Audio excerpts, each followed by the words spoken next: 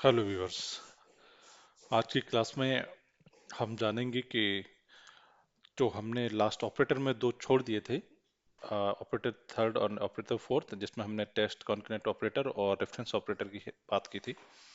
आज हम इनके बारे में जानेंगे कि आखिरकार ये होते क्या चीज़ हैं। ठीक। तो टेस्ट कॉन्करेंट कॉन्केटिनेशन का मतलब ये होता है कि कहीं भी कोई भी स्ट्रिंग वैल्यू है उसको आप जोड़ना चाहते हैं।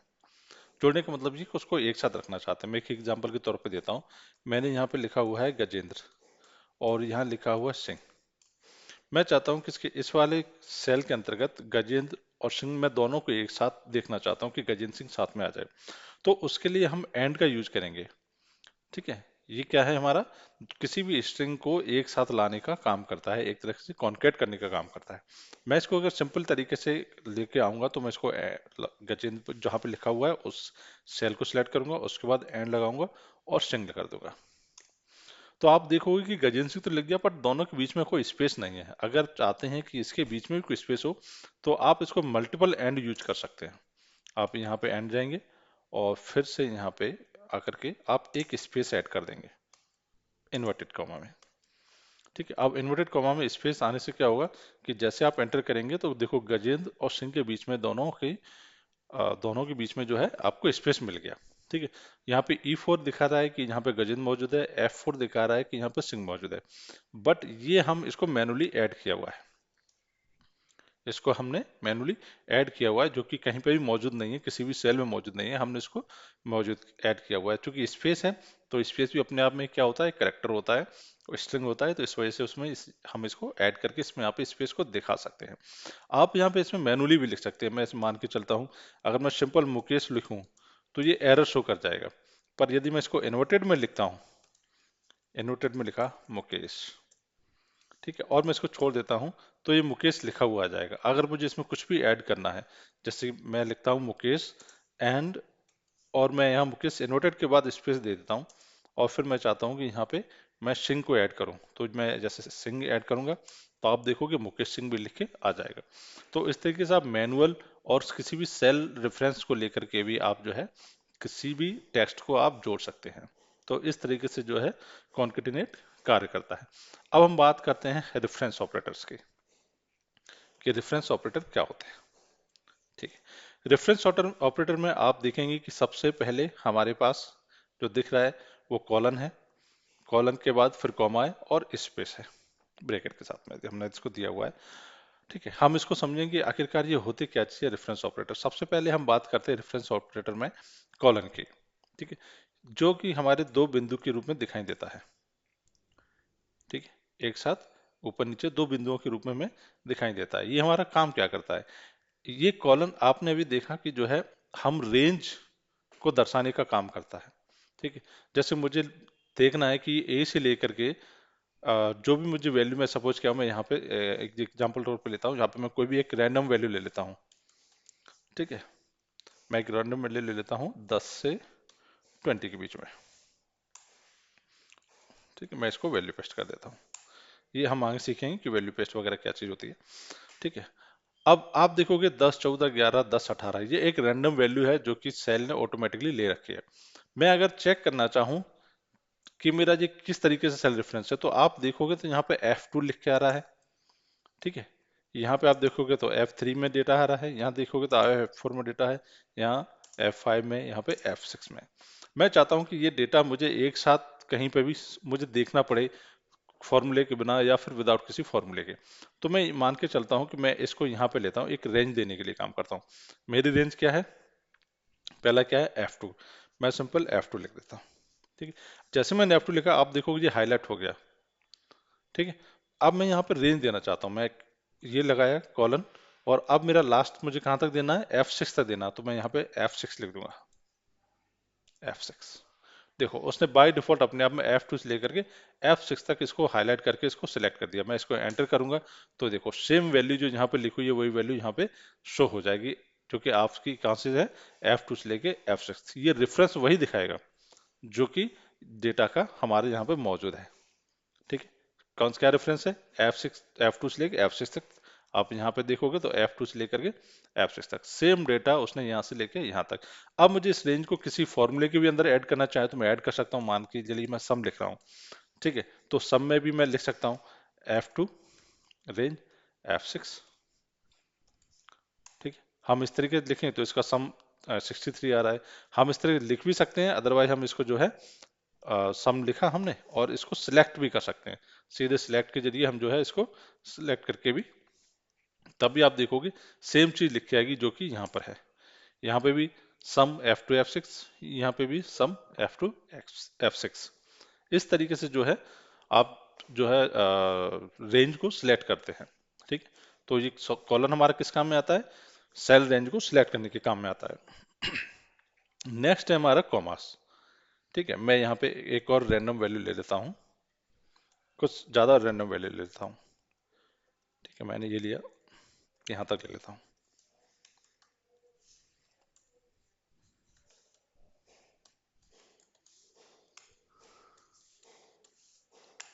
ठीक है। मैंने ये रैंडम वैल्यू ली हुई है।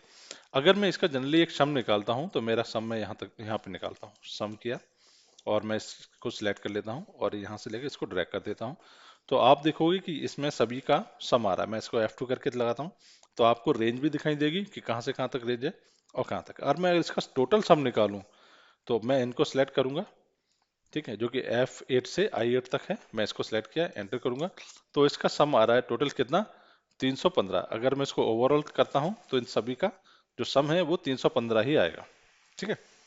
नेक्स्ट चलिए, अब मैं हम बात करते हैं कि आखिरकार इस कॉमा का क्या यूज है, ठीक है। कॉम हमने जब टेस्ट को कॉन्केट करते हैं तो हम M% का यूज करते हैं, ठीक है। जब हम टेस्ट को एक साथ लाते हैं तो वो क्या करते हैं? एंड का यूज करते हैं। पर जब किसी हम रेंज को एक साथ लाते हैं तो हम कॉमा का यूज करते हैं, ठीक है।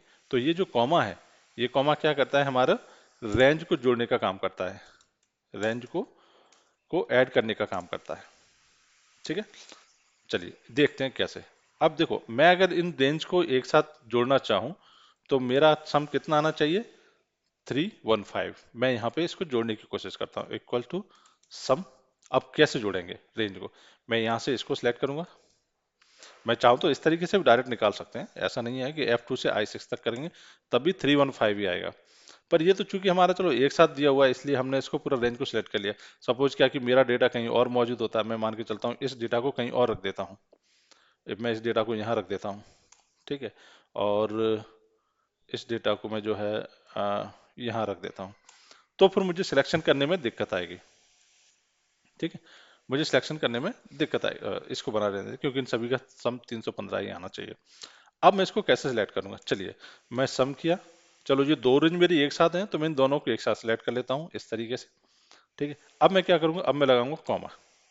कॉमा लगाते ही आप देखोगे कि मैं दूसरी रेंज सेलेक्ट करने के लिए तैयार हो गया। यहाँ पे नंबर 1 नंबर 2 डला हुआ है, इसी तरीके से मैं रेंज भी डाल सकता हूँ यहाँ पे। अब मैं ये लिया, इसको लिया, मैंने फिर से कॉमा लगाया और मैं अब इस रेंज को सिलेक्ट करूंगा। ये इस तरीके से मैं मल्टीपल रेंज सेलेक्ट कर सकता हूँ। F2 से G6 तक लिया तो ये वाला एरिया जो कि आप ब्लू कलर में देख रहे हैं, E10 से E14 तक जो कि आप रेड कलर में देख रहे हैं, और M2 से M6 तक जो कि पर्पल कलर में आप देख रहे हैं, ठीक है। मैं इसको लिया, एंटर करूंगा तो ये आंसर कितना आएगा? 315। यानी कि इन सभी का योग कितना होना चाहिए? 315 होना चाहिए, जो कि हम ऑलरेडी चेक कर चुके हैं। तो इस तरीके से जो है हम अ, जब किसी रेंज को ऐड करना होता है तो हम कॉमा का यूज करते हैं, और जब किसी टेक्स्ट को जोड़ना होता है तो हम एंड का यूज करते हैं, ठीक है। अब बात आती है हमारी स्पेस की। अब मैं ये सेम चीज वहां ले जाकर के वापस रख देता हूँ कि स्पेस हम कहाँ यूज करते हैं, ठीक। मैं ये सारी चीजें हटा देता हूँ। आखिरकार स्पेस हमारा होता क्या चीज है, ठीक है। हमने रेंज ऑपरेटर देख लिया, यूनियन ऑपरेटर, रेंज ऑपरेटर जो कि हमारा डबल कॉलन होता है, और यूनियन ऑपरेटर जो कि हमारा कॉमा होता है। अब बात करते हैं हम इंटरसेक्शन ऑपरेटर की। स्पेस जो होता है वो हमारा इंटरसेक्शन ऑपरेटर होता है। इंटरसेक्शन ऑपरेटर क्या होते हैं? किसी भी सेल रेंज का एक मीडिएटर निकालते हैं कि जहां पे भी हम किसी भी चीज के बारे में दिखाना चाहते हैं वो हम दिखा सकें। सपोज किया कि मेरा ये अभी रेंज कहाँ तक है? F2 से लेकर के कहाँ तक जा रही है? I6 तक, मैं इसको एक बार सेलेक्ट करके हम यहाँ पे दिखा देते हैं। रेंज मेरा क्या है, F2 से लेकर के I6 तक, ये ले लिया। सेम चीज हमने, जो चीज यहाँ पर है वही चीज हमने यहाँ मौजूद कर दी। अब मैं इसका इंटरसेक्शन यानी कि एक मीडिएटर देखना चाहता हूँ, तो मीडिएटर हम बना भी सकते हैं और इसको बाय डिफॉल्ट हम इसमें ले भी सकते हैं। ठीक है, अब जैसे मुझे पता है कि मेरे पास कितनी रो है, 5 रो है, ठीक है, और 4 कॉलम है। ठीक है, ऊपर से नीचे ये हमारे 4 कॉलम है, और ये हमारे 1 2 3 4 5 हमारे पास रो है।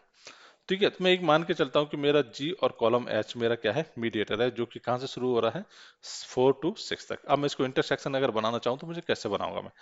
इंटरसेक्शन के लिए मुझे पहला रेंज क्या लेना पड़ रहा है मुझे, जो कि मैंने यहाँ पे ली हुई है, कितना, F2 से I6 तक। ठीक है, मैं जाता हूँ यहाँ पे करता हूँ F2 से I6 तक, ये पूरा सेलेक्ट हो गया। अब मैं यहाँ दूंगा स्पेस। अब जैसे मैं स्पेस दूंगा तो अब इंटरसेक्शन एरिया ही हमारे पास शो करेगा। अब मैं इस इंटरसेक्शन मान के चलता हूँ, मैं यहाँ से लेना चाहता हूँ G4 से लेकर के G6 तक, तो मैं लेता हूँ G4 ले लिया, और G4 से कहाँ तक लेना चाहता हूँ मैं, H6 तक लेना चाहता हूँ, H6 तक।